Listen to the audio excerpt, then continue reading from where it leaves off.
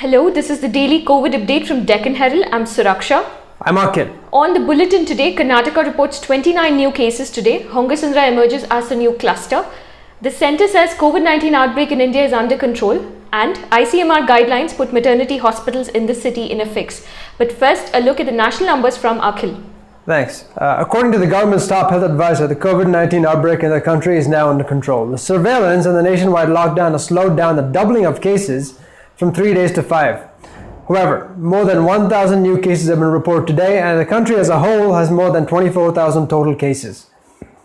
More than 18,000 people are active carriers of the virus. More than 5,000 patients have recovered since they were first tested, and the country has registered 775 COVID-related deaths so far. The Indian Council of Medical Research has collected more than 540,000 samples for testing from across the country from more than 525,000 individuals so far. Multiple samples are sometimes taken from the same individual to determine the presence of the virus. Now, a quick look at the numbers from the states. Maharashtra reported 390 cases today, far fewer than yesterday's numbers, but the highest numbers to be recorded so far in India. With this, the state has 5,559 active cases and has now been given permission to conduct pool testing and plasma therapy to deal with the spike. Gujarat reported 191 cases today and has the second highest number of active cases in the country. Madhya Pradesh reported 160 new cases today and Uttar Pradesh reported 111 cases. West Bengal, meantime, reported 54 new cases today and has lost 57 people to the virus so far. Among the southern states, Tamil Nadu reported 72 new cases and has 866 active cases. Kerala reported 3 cases today and with the death of a 4-month-old baby has a total of 3 deaths. Karnataka, meantime, is in the 12th position. 29 new cases have been reported in the state today. Out of 304 active cases in the state, 5 are in ICU. The number of people discharged stands at 152 and the number of deaths at 18. Dakshina Kannada District Administration on Thursday night had a tough time during the cremation of patient 432, a 75-year-old woman who died of coronavirus amid the protest by local residents. The authorities had arranged a cremation at Pachanadi crematorium, but due to the protest by the locals, the body was shifted to Mood Shed, where they were again met with resistance by the locals and their MLA Umanath Kotian. Finally, the body was cremated at Kaikunje in Bantwal and amid tight police security. Of the new cases reported today, 19 have been reported from Bengaluru urban, 11 cases have been reported from Hongasandra. The BBMP is yet to trace how the index patient P419 in Hongasandra got the infection. Results of 104 people are awaited. 185 primary contacts and 60 secondary contacts have been quarantined and their samples have been collected for testing. Padarayanapura has reported 5 cases today and has a total of 24 cases now. In all, 248 have been quarantined in Padarayanapura, 56 primary contacts and 192 secondary contacts. 2 cases from the city have presented with severe acute respiratory illness and 1 with influenza-like illness. Bagalkoti has reported 3 cases, of which 2 are from Mudhol and are direct contacts of patient 380. 1 from Jamakandi has influenza-like illness. Belagavi and Vijayapura have reported 2 cases each and are direct contacts of previously diagnosed patients. Chikbalapura and Mandya have reported 1 case each. Both are direct contacts. 1 case from Tumkuru has a travel history to Surat in Gujarat. The Minority Welfare, Waqf and Hajj Department has issued an order for the suspension of congregational prayers at mosques during Ramzan. The order is until May 3rd. Ramzan is expected to start tomorrow. Moving on to the news from across the country now. A drug that was discovered 50 years ago to make a vaccine for leprosy and later tuberculosis is now going to clinical trial mode to test its effectiveness against COVID-19. At the core of the drug is a microbe called Mycobacterium W, which boosts the body's immunity to fight against external agents such as bacteria. This intravenous drug, Sepsivac, is primarily used against sepsis or blood poisoning. The first trial will involve 50 critically ill COVID-19 patients to check whether the drug can reduce mortality. The second trial would involve about 500 asymptomatic people who may be close contacts of COVID-19 patients and healthcare staff. The objective is apparently to boost their innate immunity, thereby preventing them from acquiring the disease. Meantime, the National Green Tribunal has asked both the central and the state governments to ensure scientific disposal of COVID-19 waste in accordance with the Biomedical Waste Management Rules 2016 guidelines.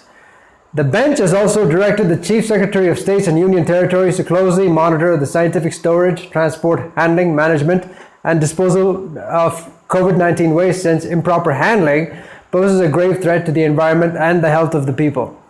Disposal of COVID-19 waste in general bins as part of municipal waste can also be hazardous. The Ministry of Home Affairs has sent 5 inter-ministerial central teams to make an on-the-spot assessment of the COVID-19 situation in Ahmedabad, Surat, Thane, Hyderabad and Chennai following reports of lockdown violation. According to the ministry, the situation is especially serious in these cities with many hotspots emerging. 2 teams are already in Maharashtra's Mumbai and Pune, while Thane is the new addition. The IMCT in Mumbai is said to have visited 3 localities including Dharavi. The team found because of use of common toilets, people have to leave their homes despite lockdown and suggested that the administration set up portable toilets in these localities. The team also suggested that close to 3,000 people in Dharavi should be sent to institutional quarantine centers. The team also advised increasing the testing capacity and the number of surveillance teams. The Ministry of Home Affairs has said that the revised guidelines on COVID-19 has no provisions to take legal action or imprison the CEO of a company or seal a factory in case an employee is found infected with the novel coronavirus. The clarification came after heavy speculation in the industry about the new guidelines. However, Union Home Secretary Ajay Bhalla has said that it is important that all workplaces take measures to ensure social distancing and follow standard health protocols. The guidelines include several measures like 1-hour gap between shifts and extensive sanitization drives. Bhalla has also asked states to ensure that the guidelines are not being misused to harass the management of any manufacturing or commercial establishments. Moving on to news from Karnataka and further relaxation of the lockdown in the state, rural districts in Yadgir, Koppal, Shivamogga, Kolar, Chamrajnagar, Raichur, Haveri and Hassan have been permitted to operate. These 9 districts are unaffected by COVID-19. After 5 of the 117 accused in the Padarayanapura violence tested positive for COVID-19, a political battle and blame game has begun between H.D. Kumaraswamy and the ruling BJP. The accused had been moved from Parapana Agrahara to Ramnagra jail. The staff who were involved in shifting the accused will be identified and quarantined.